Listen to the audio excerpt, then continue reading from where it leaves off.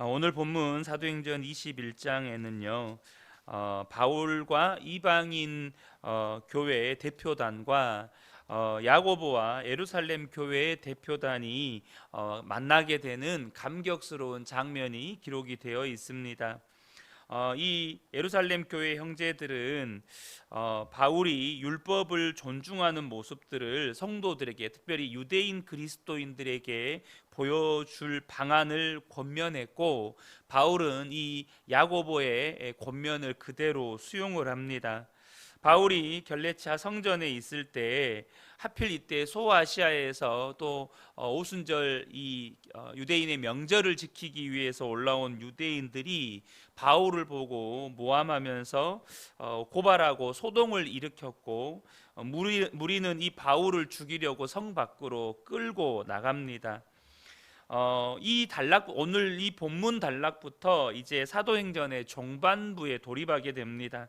선지자 아가보의 예언처럼 바울이 예루살렘에서 체포되게 되죠. 그리고 이후에 이제 신문과 변호와 이 재판을 지나서 결국 사도 바울은 로마로 이송이 되게 됩니다. 먼저 예루살렘에서 바울을 기다린 것은 환대와 냉대 모두였습니다. 그러니까 그를 통해서 하나님께서 이방인들 가운데 행하신 일들을 듣게 되었을 때 이 예루살렘 교회 성도들은 하나님께 영광을 돌립니다. 19절과 20절 상반절을 보면 바울이 무난하고 하나님이 자기의 사역으로 말미암아 이방 가운데서 하신 일을 낱낱이 말하니 그들이 듣고 하나님께 영광을 돌리고 라고 말씀합니다. 하나님이 이방인 가운데서 행하신 일들을 들었을 때 그들은 너무나도 감격스럽게 그것을 아멘으로 받았고 또 하나님께 찬양하며 영광 돌렸다는 것이죠. 그러나 여전히 바울을 의심하고 또 그의 복음에 동의하지 않는 유대인 그리스도인들도 많았습니다. 이들은 예수를 믿지만 동시에 율법의 준수를 고수하고 있는 어떤 열성적인 유대인 그리스도인들이었습니다.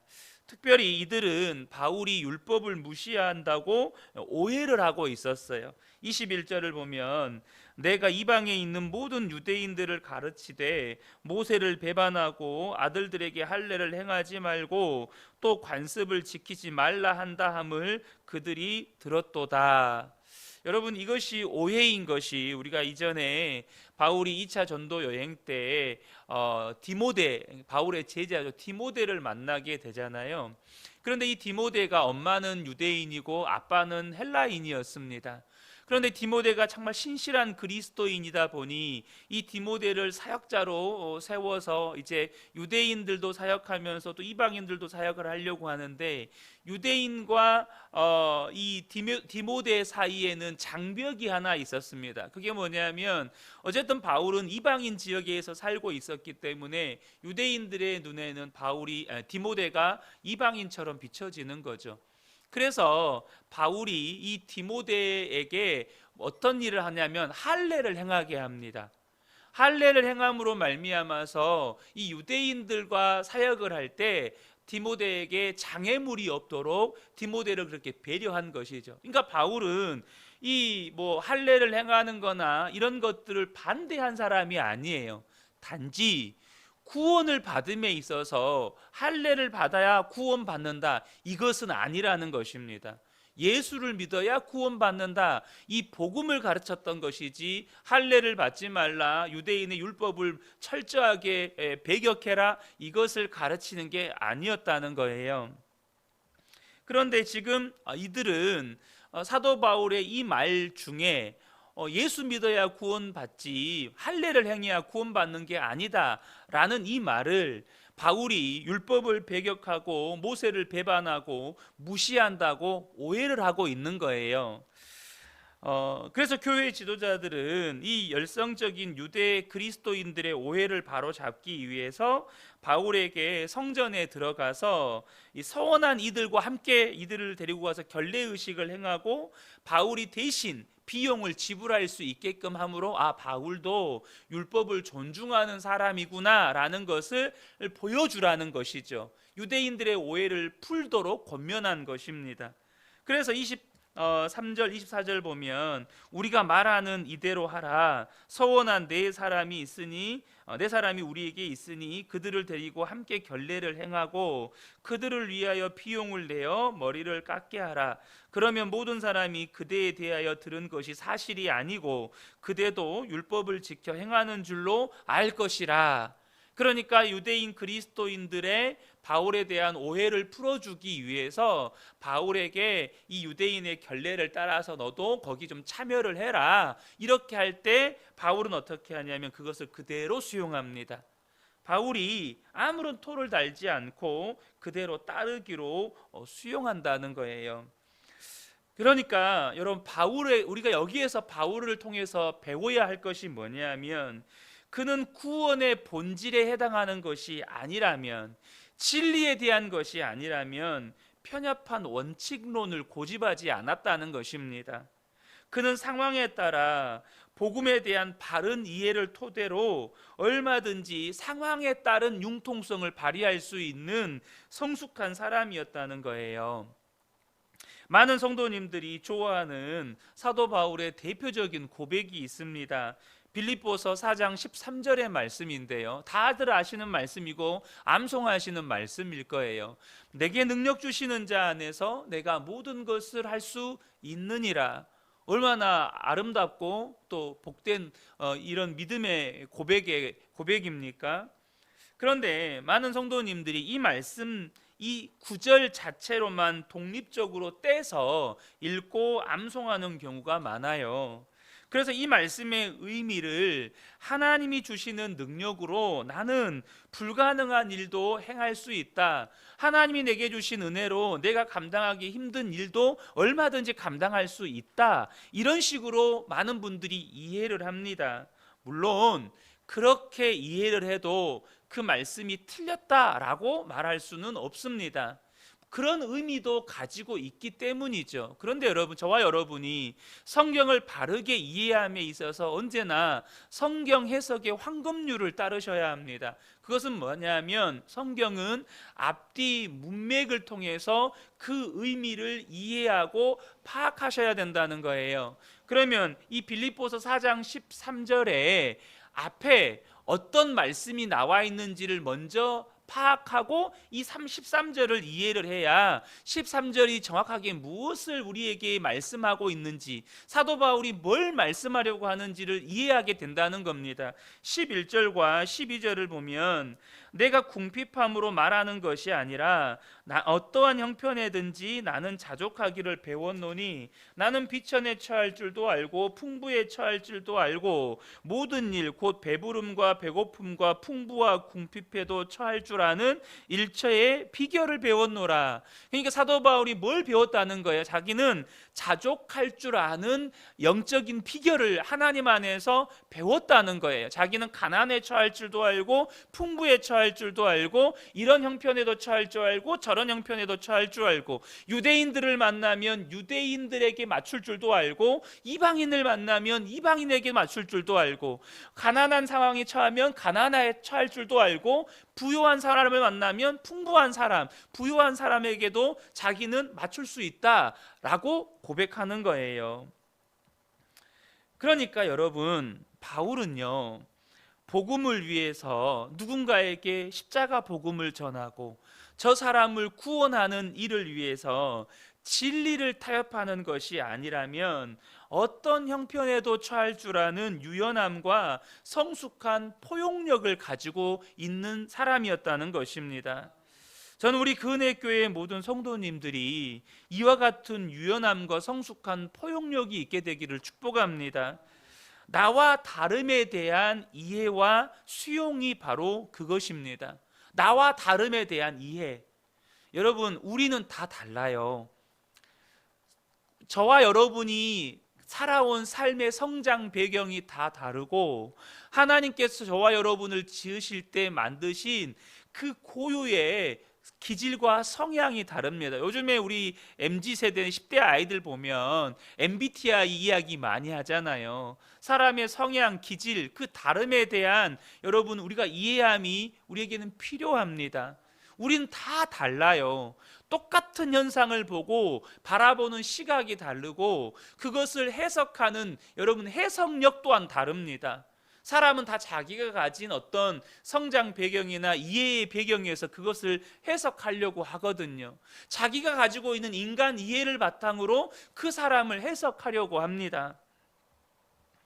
그런데 여러분, 사실 한국 교회 안에는 이 나와 다름에 대한 이해와 수용 부분이 정말 많이 미성숙합니다. 나와 다름에 대한 이해와 수용이 정말 많이 미성숙해요. 한국 교회 안에서 일어나는 대부분의 오해와 갈등과 다툼은 옳고 그름의 문제이거나 진리의 문제이기보다는 나와 다름에 대한 이해와 수용이 부족해서 일어나는 경우가 굉장히 많습니다. 진리의 문제인 경우는 그렇게 많지 않아요. 심지어 재판까지 끌고 가는 문제도 진리의 문제인 경우는 그렇게 많지 않습니다. 나중엔 결국에는 감정 싸움으로 가고 상대방의 연약함에 대해서 내가 이해하지 못하고 수용하지 못함으로 인한 여러분 갈등이 대부분입니다. 여러분, 우리가 믿는 예수님은 어떤 분이십니까? 에베소서 2장 14절을 보면 그는 우리의 화평이신지라 둘로 하나를 만드사 원수된 것 곧 중간에 막힌 담을 자기 육체로 허시고 라고 말씀합니다. 예수님은 우리의 화평이십니다. 그분은 우리 안에 서로가 서로에 대해서 원수된 것, 그러니까 서로를 미워하고 시기하고 질투하게 만드는 모든 담을 예수 그리스도의 십자가로 허무신 분이십니다. 그러므로 여러분, 예수님은 원수된 것을 하나 되게 만드신 분이에요. 그래서 복음이 들어간 곳에는 싸움이 그치는 겁니다. 복음이 들어간 곳에는 화해가 있는 것입니다. 복음이 들어간 곳에는 하나됨이 있는 거예요. 그러므로 여러분, 예수님이 주인된 교회 안에, 예수님이 주인된 가정 안에 다름에 대해서 이해하지 못하고 수용하지 못한다는 건 아직 예수님이 온전히 주인이 아니라는 뜻입니다. 가정 안에 나와 다름에 대해서 혹은 남편이나 아내나 자녀들의 연약함에 대해서 비판하고 판단하고 정죄하고 다투고 또 교회 안에서 그러고 있다면 그건 뭘 의미하는 겁니까? 이름은 교회인데 그 교회 안에 예수님이 아직도 온전히 주인이 아니라는 거예요. 예수님이 우리의 주님이 되신 건 우리 안에 서로가 서로를 미워하고 다투고 그렇게 시기하고 질투하게 만드는 모든 담을 허무셨다는 뜻인데, 여전히 우리 안에는 다름에 대해서 서로 막 적대해요. 다름에 대해서 뭔가 좀 내 안에 거리낌이 있어요. 그것은 상대방이 그 다름에 뭔가 문제가 있는 게 아니라 내가 그 다름을 수용하지 못하고 있는, 정말 예수님을 온전히 주님으로 고백하지 못하고 있는 믿음의 영역이고 신앙의 영역이라는 것입니다. 사랑하는 성도 여러분, 마귀는 어떤 존재입니까? 그 마귀는 끊임없이 나와 다름에 대해서 틀렸다고 비난하게 하고 그 다름에 대해서 반감을 갖게 하고 적대하게 하고 다투게 하고 원수 맺게 하는 존재입니다. 그래서 여러분, 우리 안에 이 믿음의 싸움을 계속해 가셔야 돼요. 하나 되게 하시는 성령의 역사, 그런데 끊임없이 원수 맺게 만드는 마귀의 역사, 그것은 가정 안에도 있고 여러분 교회 안에도 있습니다. 그렇게 저와 여러분이 하나 되게 하시는 성령의 역사를 따라가는, 끊임없이 우리를 적대하게 하고 원수 맺게 하는 마귀의 역사를 대적하고 성령의 역사를 따라가는 이 믿음의 싸움을 하셔야 한다는 것입니다. 여러분, 우리 교회가 진정으로 예수님이 주인된 공동체로 세워져 가려면 이 믿음의 싸움을 계속해 가셔야 되는데요, 주님은 절대 사랑하기 쉬운 사람만 교회에 더하여 주시지 않습니다. 사랑하기 힘든 사람도 더하여 주십니다. 왜냐하면 예수님은요, 우리가 원수 되었을 때, 죄인 되었을 때 우리를 사랑하신 분이시기 때문에 그렇습니다.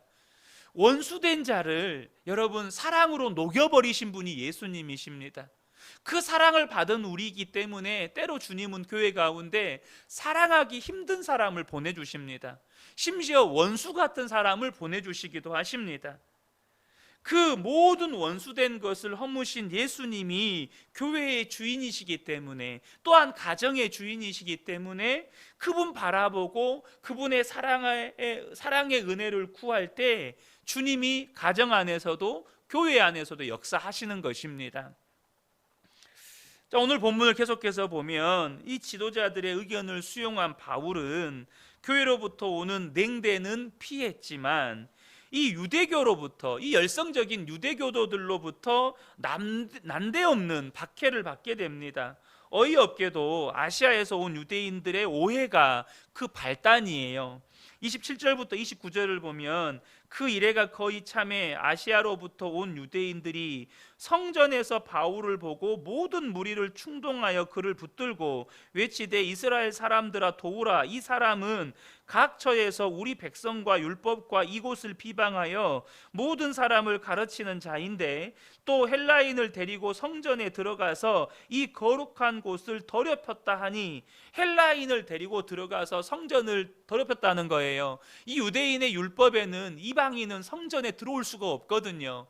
그런데 그들이 바울이 헬라인을 데리고 성전에 들어왔다라고 오해를 하게 된 계기가 있는데 29절을 보면 이는 그들이 전에 에베소 사람 드로비모가 바울과 함께 시내에 있음을 보고, 바울과 함께 시내에 있는 것을 봤을 뿐인데 그들은 생각하기를 바울이 그를 데리고 성전에 들어간 줄로 생각했다라는 거예요. 분명히 바울은 이 성전 율법을 너무나도 잘 아는 사람이기 때문에 바울은 랍비였거든요. 바리새인이었습니다. 그러니까 율법을 누구보다도 잘 아는 사람이에요. 그러니까 이방인을 절대 성전에 데리고 들어갈 사람이 아닌데 시내에서 드로비모와 바울이 함께 있는 모습을 보고 저놈이 이방인을 성전에 데리고 들어갔구나. 그래서 성전에 있는 바울을 그곳에 모인 유대인들을 충동해서 끌어내어서 죽이려고 치기 시작하는 것입니다. 그래서 나중에 우리가 이 본문 말씀을 보면 바울이 실려가거든요. 너무너무 많이 맞아가지고 자기 몸을 가눌 수가 없을 지경이 되어서 이 로마 군인들이 바울을 들것에 들어서 실어갑니다. 바울은 무고했어요. 그러니까 이 예루살렘 교회 지도자들의 권면을 받고 최선을 다했는데 오해가 생겼고 피해가 나왔고 또 복음이 방해를 받습니다. 우리가 여기서 또 하나 배워야 할 것이 있습니다. 그게 뭐냐면 우리가 보는 것과 듣는 것의 한계를 인정해야 한다는 것입니다. 여러분, 지금 유대인들은요, 에베소 사람 드로비모, 그러니까 이방인인 드로비모가 바울과 함께 시내에 있는 것을 보고 바울이 이 드로비모를 데리고 성전에 들어갔을 것이다라고 오해를 하고 바울을 죽일 의도로 때린 겁니다. 그러니까 그들이 본 것만 가지고 바울이 이렇게 했을 거라고 짐작을 해버린 거예요. 여러분, 저와 여러분이 가지고 있는 한계입니다. 우리가 보는 것의 한계, 우리가 듣는 것의 한계. 사랑하는 성도 여러분, 우리는 하나님이 아닙니다. 우리에게는 전지적 시점이 없어요. 우리가 보는 것이 모든 것이 아닙니다. 우리가 듣는 것이 모든 것을 듣는 게 아니에요. 제가 종종 이런 표현을 씁니다. 여기에 컵이 있습니다. 여러분이 보는 것은 이 컵의 전체에 이쪽 단면이 전부예요. 이 컵의 뒷면을 보지 못하고 더군다나 이 컵 안에 무엇이 담겨 있는지를 보지 못합니다. 그런데 많은 우리가 행하는 실수 중에 하나가 뭐냐면 이것만 보고 이 뒷면을 추측해버리고 이 안에 뭐가 있을 것이다라고까지 추측해버린다는 거예요. 이것만 보고 그 사람의 이 전부를 판단해버린다는 것입니다. 이것이 우리가 가지고 있는 연약함이에요. 일부를 보고 전부라고 짐작해버리는 것, 일부를 듣고 그 사람의 생각까지 짐작해버리는 것, 우리가 보지 못했던 것까지 판단해버리는 것.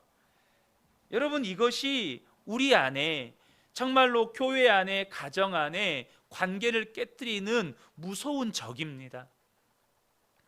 사랑하는 성도 여러분, 그러므로 저와 여러분에게 정말로 필요한 은혜가 뭐냐면 주님의 시선과 주님의 마음입니다.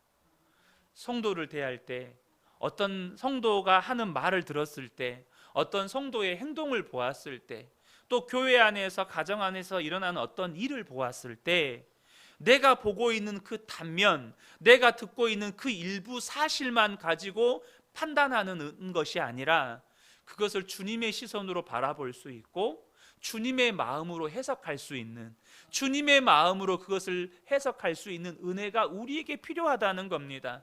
우리에게는 사랑이 없습니다. 우리가 모든 걸 본다 할지라도 우리의 문제는 사랑이 없다는 거예요. 우리에게는 주님의 사랑이 없어요. 그러므로 저와 여러분이 성도를 대할 때나, 가정에서 가족들을 대할 때나, 일터에서 어떤 사람이나 누군가를 대할 때 주님의 시선을 구하고 주님의 마음을 구해야 거기에서 하나님이 일하실 수가 있는 것입니다. 거기에서 하나님의 역사가 이루어질 수 있는 거예요. 이 새벽에 함께 예배하는 우리 모든 성도님들 가운데 오늘 사도 바울과 같은 정말로 이해함과 포용력, 또 주님의 마음과 주님의 시선을 구하는 저와 여러분 되시기를 예수님의 이름으로 축복합니다. 아멘.